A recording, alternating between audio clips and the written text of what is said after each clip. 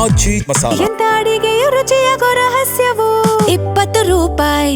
ಬೆಂಗಳೂರಿನಲ್ಲಿ ಮತ್ತೊಂದು ಅಗ್ನಿ ಅವಘಡ ನಡೆದಿದೆ. ಆನೇಕಲ್ನಲ್ಲಿ ಹಾಸಿಗೆ ಗೋಡೌನ್ ಧಗ ಧಗ ಅಂತ ಹೊತ್ತಿ ಉರಿದಿರೋದು.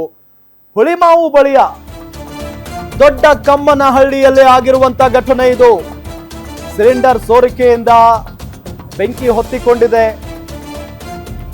ಕೆಳ ಮಹಡಿಯಲ್ಲಿ ಹಾಸಿಗೆ ಅಂಗಡಿ, ಮೇಲೆ ಗೋಡೌನ್ ಕೆಲಸಗಾರರಿಗೆ ಇಟ್ಕೊಂಡಿದ್ದಂತ ಸಿಲಿಂಡರ್ ಸೋರಿಕೆಯಿಂದ ಬೆಂಕಿ ಹತ್ಕೊಂಡಿದೆ.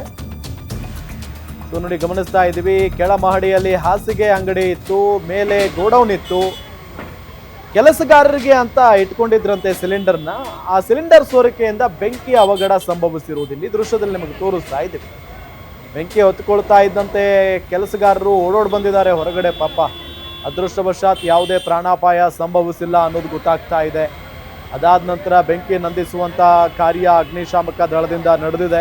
ಸೊ ಬೆಂಕಿ ಎಲ್ಲ ಆರಿದೆ ಈಗ ಅನ್ನೋದು ಗೊತ್ತಾಗ್ತಾ ಇರುವಂತ ಸಂಗತಿ.